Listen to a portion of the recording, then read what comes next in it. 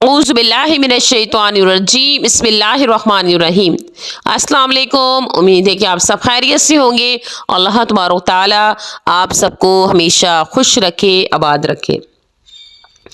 रमज़ान की आमद आमद है और रमज़ान मुबारक के महीने के बारे में अल्लाह तबारक तआला ने इरशाद फरमाया कि ये रहमतों का खजीना है, रहमतों से भरा हुआ है।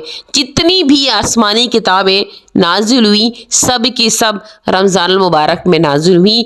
तौरात, ज़बूर, इंजील, कुरान मजीद या सहीफ़े नाजिल हुए, सब के सब रमज़ान मुबारक में नाजिल हुए। इसलिए ये महीना अल्लाह रब्बुल इज़्ज़त की खसूसी रहमतों का महीना है। मेरी बहनों भाइयों, गौर से इस बात को सुनिएगा कि ये महीना किसका है? रहमतों वाला महीना है।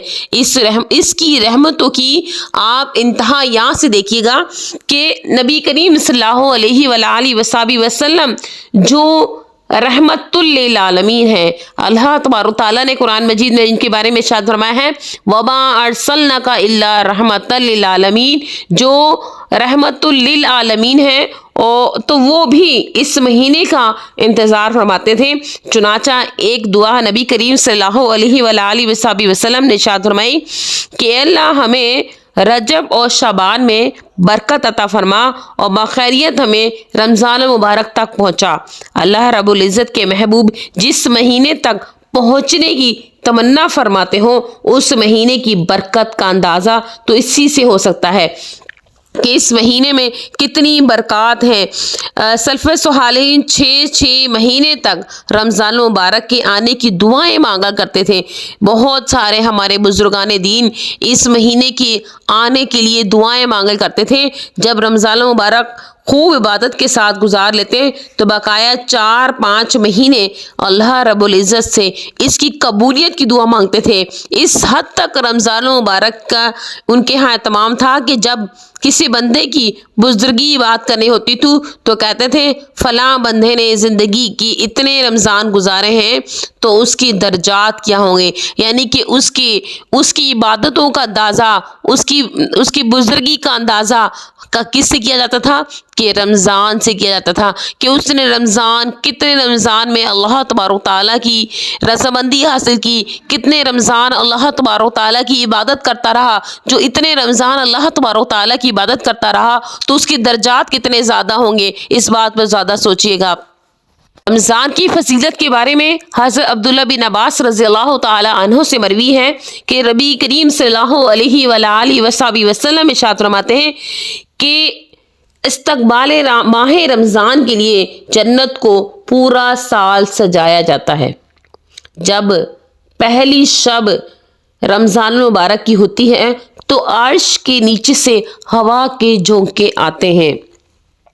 इस हवा के झोंकों से जन्नती दरख्त के पत्ते हिलते और जन्नत के दरवाजे जो पटक आपस में टकराते हैं, यानी कि जन्नत के दरवाजे के जो फाटक होते हैं वो आपस में टकराने लग जाते हैं और उनके टकराने की वजह से जो आवाज़ पैदा होती है, ऐसी आवाज़, ऐसी सुरीली आवाज़ जो किसी सुनने वाले ने कभी नहीं सुनी होगी। और फिर जन्नत के बाला खानों पर खड़े होकर हूरुल ऐन आवाज़ें दिया करती हैं, क्या अल्लाह तबारक तआला की खातिर हमारे निकाह में बंधने के लिए कोई है, ताकि अल्लाह तबारक तआला उन्हें हमारे साथ रिश्ता अज़वाज में मुंसलिक कर दे, हमारे निकाह में दे दे।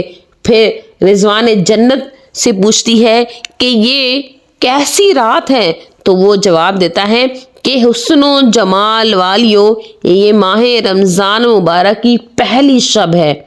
अल्लाह तबारक तआला रिजवान जन्नत को हुक्म देता है कि रिजवान जन्नत उम्मत मोहम्मदी मुस्तफ़ा सल्लल्लाहु अलैहि वसल्लम में से रोज़ेदारों के लिए जन्नत के दरवाजे खोल दो। मेरी बात गौर से सुनिएगा कि अल्लाह तबारक तआला क्या इरशाद फरमा रहे हैं कि अल्लाह तबारक तआला इरशाद फरमा रहे हैं कि ए रिज़वान जन्नत उम्मती मोहम्मदी मुस्तफ़ा सल्लल्लाहु अलैहि वसल्लम में से रोज़ेदारों के लिए जन्नत के दरवाजे खोल दे और ए मालिक जहन्नुम उम्मत मुस्तफ़ा में से روزے داروں پر جہنم کے دروازے بند کر دو۔ اے جبرائیل امین، زمین پر چلے جاؤ، سرکش شیطانوں کو بیڑیاں ڈال دو، زنجیروں میں جکڑ دو، سمندر کی اتھاہ گہرائیوں میں اٹھا کر اسے پھینک دو، تاکہ میرے حبیب مکرم صلی اللہ علیہ وآلہ وسلم کی امت پر روزے داروں کے حوالے سے آپس میں فساد پیدا نہ کر سکے۔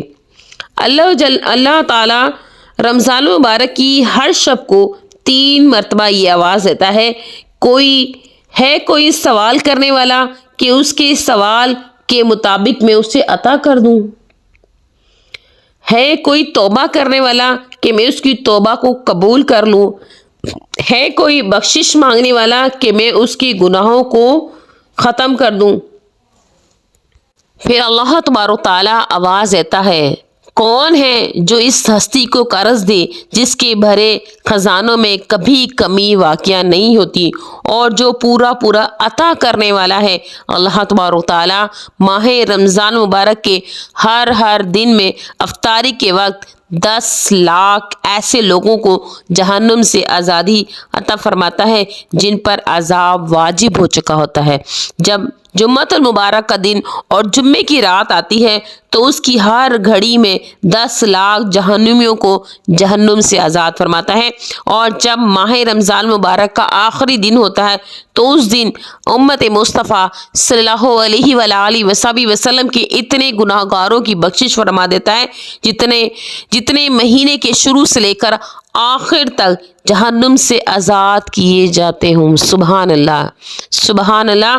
جب شب قدر آتی ہے تو اللہ تبارک تعالیٰ جبرائیل امین کو زمین پر اترنے کا حکم دیتا ہے، اور حضرت جبرائیل امین علیہ السلام فرشتوں کی جھرمٹ میں سبز جھنڈے لے کر زمین پر آتے ہیں، ایک جھنڈا کعبہ کی چھت پر نصب کر دیتے ہیں، اور حضرت جبرائیل امین کے 600 پر ہیں اور ان میں سے 2 پروں کو شب قدر میں پھیلاتا ہے تو مشرق اور مغرب کے اس کے 2 پروں کے نیچے آ جاتے ہیں، یعنی اتنی بڑے پر ہیں حضرت جبرائیل امین کے کہ مشرق سے لے کر مغرب تک تمام جگہ ان کے پر کے نیچے آ جاتی ہے۔ اور پھر جب حضرت جبرائیل علیہ السلام ملائکہ کو کہتے ہیں اس امت کے ہر قیام کرنے والے، قعود کرنے والے، نماز پڑھنے والے، ذکر کرنے والے کو سلام کرو۔ سبحان اللہ، کہ روزے دار کی فضیلت کیا ہے کہ حضرت جبرائیل امین تمام فرشتوں کو فرما رہے ہیں جو ان کے ساتھ اترے تھے، کیا فرما رہے ہیں کہ تمام ان روزے داروں کو سلام کرو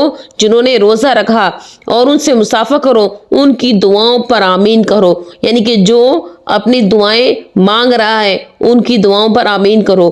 طلوع فجر تک یہی سلسلہ چلتا رہتا ہے۔ جب صبح طلوع ہوتی ہے تو حضرت جبرائیل امین علیہ السلام ندا دیتے ہیں، اے ملائکہ کے گھرو، رکوع کے لیے تیار ہو جاؤ۔ فرشتے کہتے ہیں، اے جبرائیل، اللہ تبارک تعالیٰ نے امت محمد مصطفیٰ صلی اللہ علیہ وآلہ وسلم میں سے مومنوں کے ساتھ کیا کیا؟ حضرت جبرائیل امین جواباً فرماتے ہیں کہ اللہ تبارک تعالیٰ نے ان پر نظر رحمت فرمائی، انہیں معاف فرما دیا، ان کی بخشش فرما دی، لیکن 4 قسم کے لوگوں پر نہ تو نظر رحمت فرمائی اور نہ ہی ان کے لیے بخشش و مغفرت کا پروانہ جاری ہوا۔ فرشتے پوچھتے ہیں وہ کون لوگ ہیں؟ حضرت جبرائیل امین علیہ السلام ارشاد فرماتے ہیں، وہ شراب پینے والا شخص، والدین کا نافرمان، صلہ رحمی سے منہ توڑنے والا، اور اپنے مسلمان بھائی سے 3 دن سے زیادہ ناراض رہنے والا۔